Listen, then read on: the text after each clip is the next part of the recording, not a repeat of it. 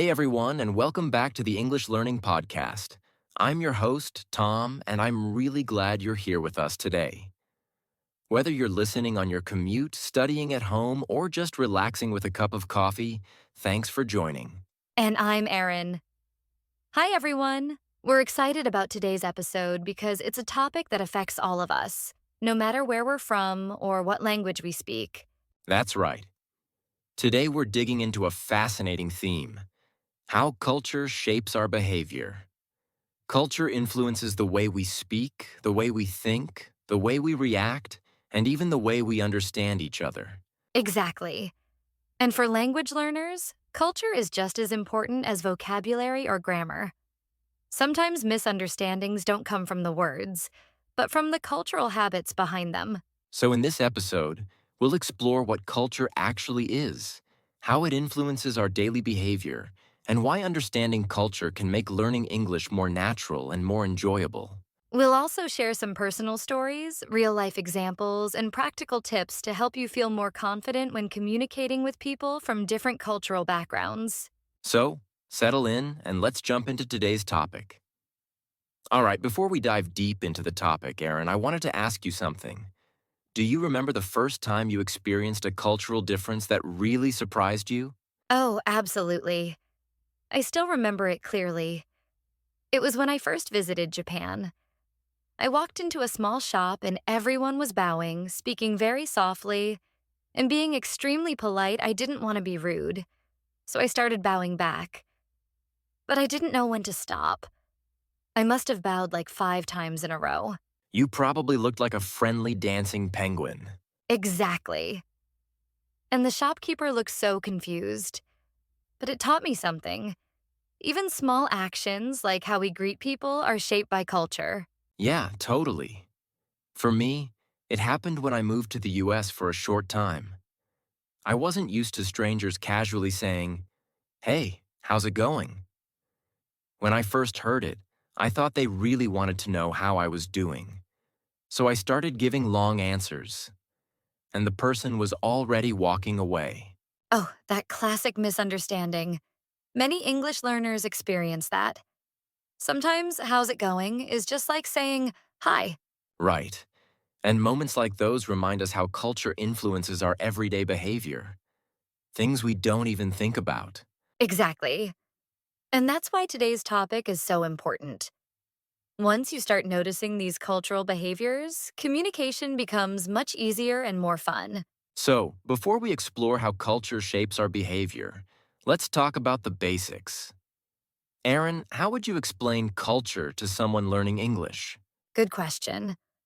I'd say culture is basically the collection of beliefs, traditions, behaviors, and values that a group of people share.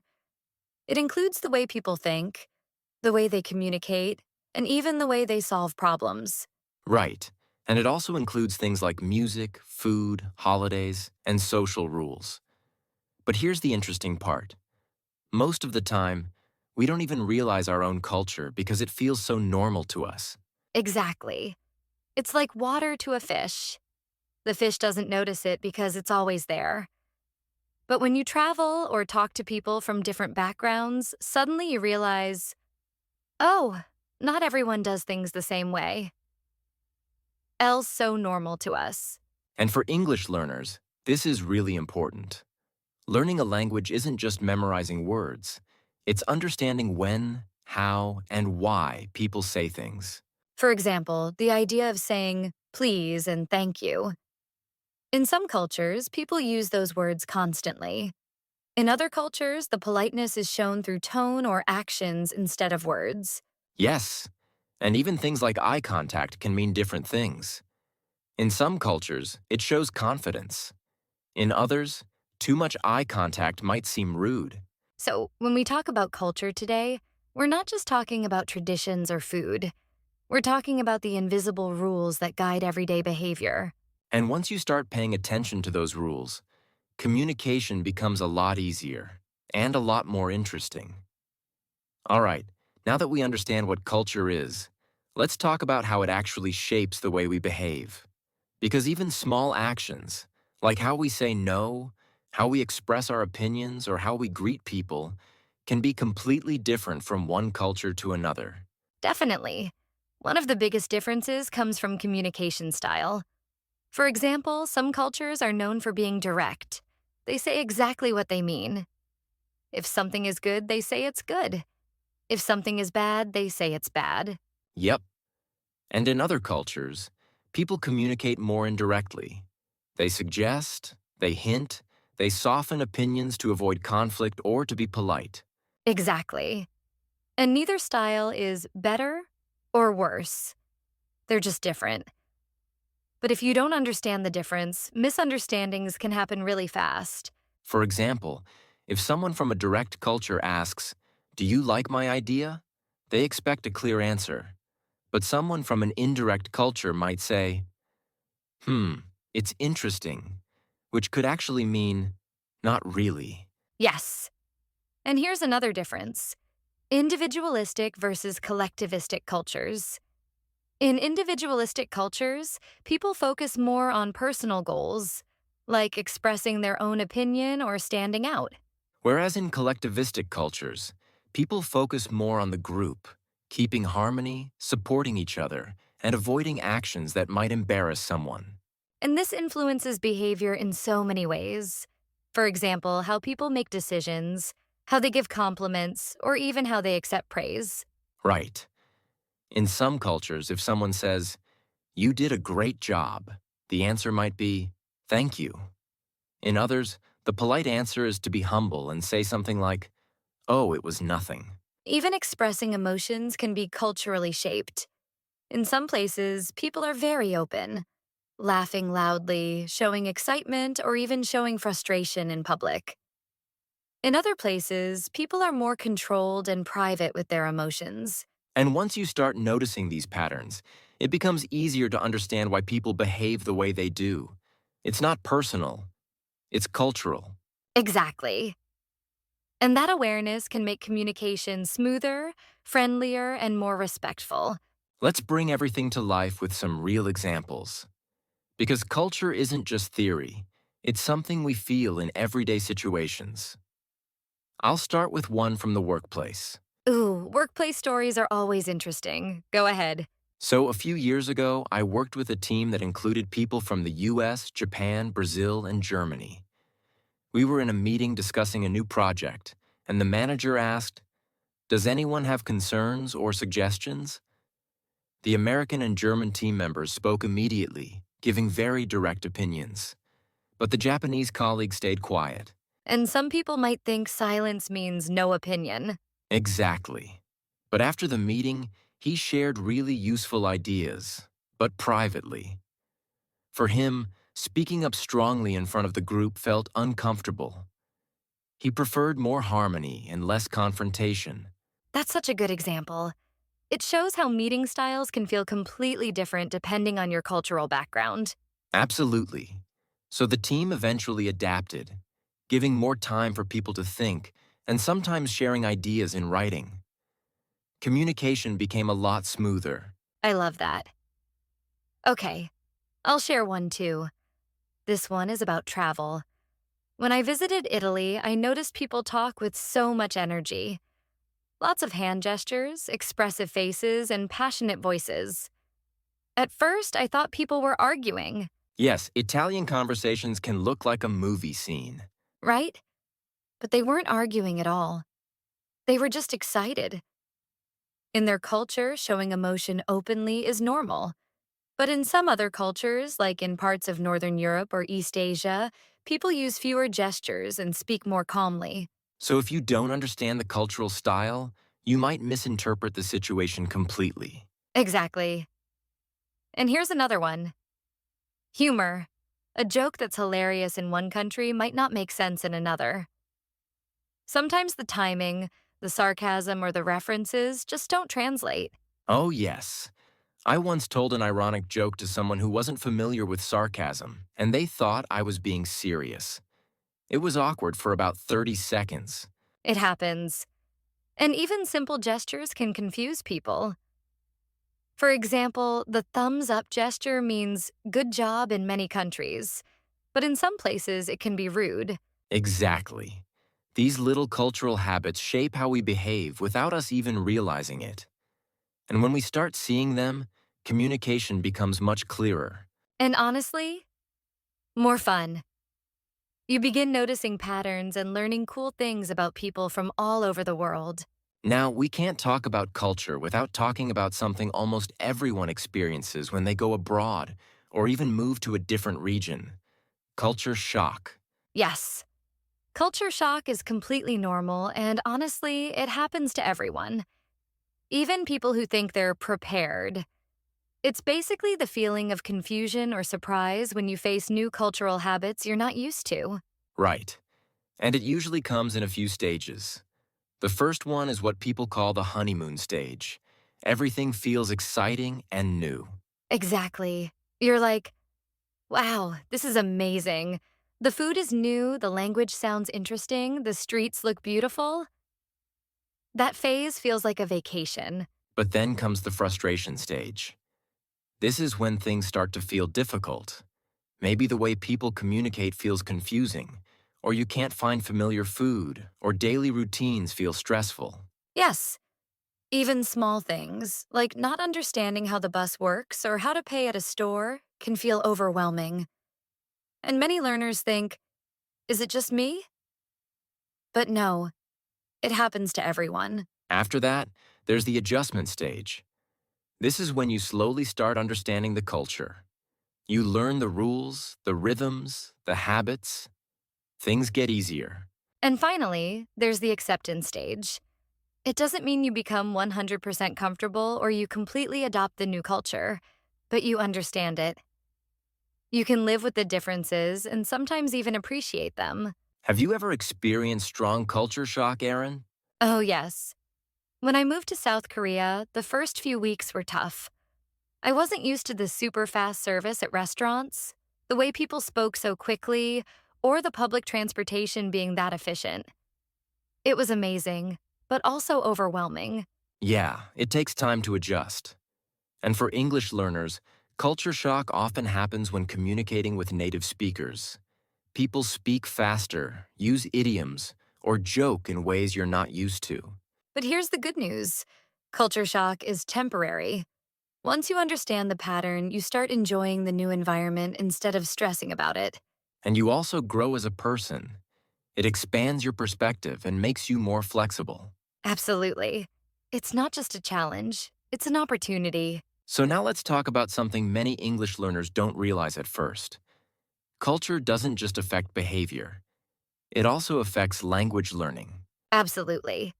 Sometimes people think learning English is only about grammar, vocabulary, and pronunciation. But actually, a huge part of communication is cultural. For example, take idioms and slang. Many of them are based on cultural references. If you don't know the culture, the expression might not make sense at all. Exactly. Like when someone says, break the ice. If you take it literally, it sounds strange. But culturally, it means to start a conversation in a relaxed way. Or sarcasm. Some cultures use sarcasm all the time, while others almost never use it. So English learners might hear a sarcastic comment and think it's serious. Yes, and tone plays a huge role too. In some cultures, speaking loudly isn't rude, it's just normal. In others, being loud might seem aggressive. So when learners copy a native speaker's tone, they might not realize the cultural meaning behind it. Even the way we ask questions is cultural. In English, people often use softeners like maybe, could perhaps to sound polite. For example, could you help me? Instead of help me. Right? And some learners ask very directly without realizing it. Not because they're rude, but because that's how things are expressed in their culture. And that can lead to misunderstandings. But once you understand the cultural expectations, communication becomes much smoother. Another big one is small talk.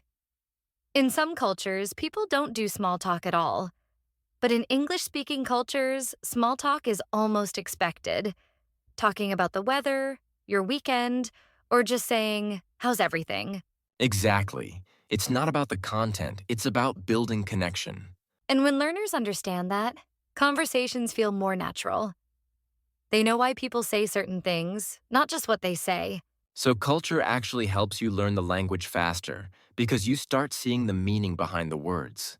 And that's when English becomes not just a subject, but a real living tool for communication. All right, let's move into something really helpful.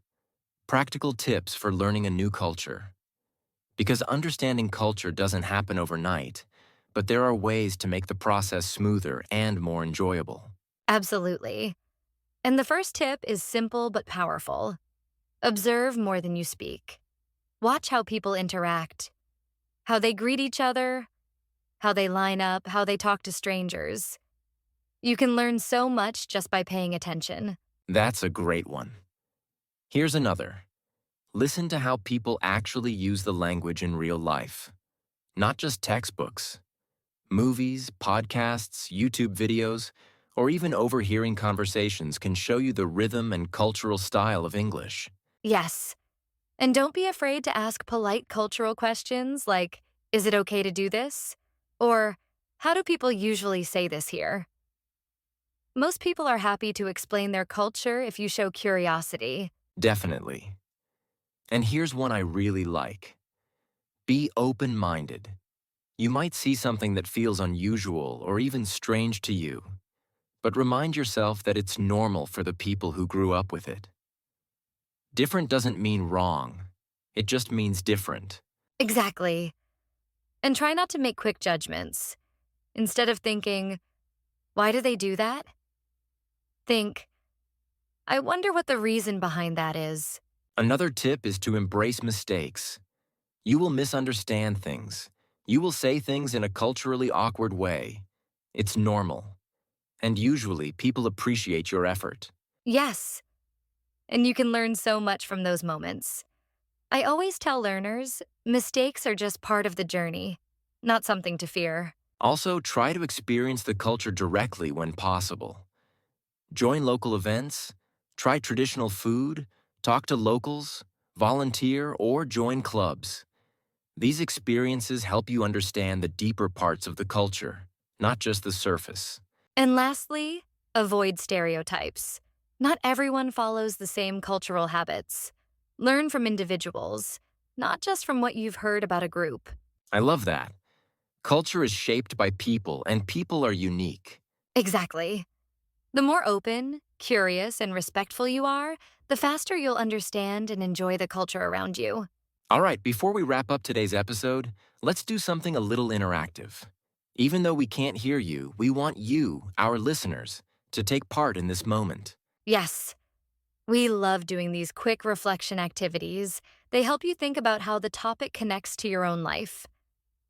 So here's our question for you today. Think about one cultural habit in your country that people from other places might find surprising or unusual. It can be anything: how you greet people, how you eat, how you celebrate, how you communicate. For example, maybe in your country people take off their shoes before entering a home. Or maybe you bow, hug, or shake hands differently. Or maybe you have a special way of showing respect or expressing emotions. So take just a moment, yes, right now, and think of one cultural behavior that makes your culture unique. Got it in your mind? Great. Now here's your mini exercise. Try explaining that cultural habit in English, either out loud or by writing it down. Even a short sentence is fine. And if you want to practice even more, share your example in the comments section or send it to us on our social media. We love hearing about your cultures. Yes, it's always amazing to see how different and how similar we all are. Plus, this exercise helps you practice describing cultural ideas in English, which is a really useful skill. So don't be shy. Participate. You're part of this podcast community. Exactly. And who knows? Your example might even inspire a future episode. And that brings us to the end of today's episode on how culture shapes our behavior. Wow, we covered a lot. From understanding what culture is, to seeing how it influences our daily actions, to learning tips for adjusting and communicating better. Exactly. And the key takeaway is that culture is everywhere. It shapes the way we speak, think, and interact. And the more we understand it, the better we can communicate, learn, and connect with people from different backgrounds. Absolutely. Remember, it's okay to make mistakes, be curious, and ask questions. That's how learning and growth happen. We hope you enjoyed today's episode and that it gave you some new insights into culture and language. And don't forget to try our little interactive exercise we mentioned. Think about a cultural habit from your own country and describe it in English. It's a fun way to practice. Thank you so much for listening. Be sure to subscribe to the English Learning Podcast so you don't miss our future episodes. Yes! And follow us on social media to join the conversation and share your stories. Until next time, keep learning, stay curious, and enjoy discovering new cultures. Bye, everyone.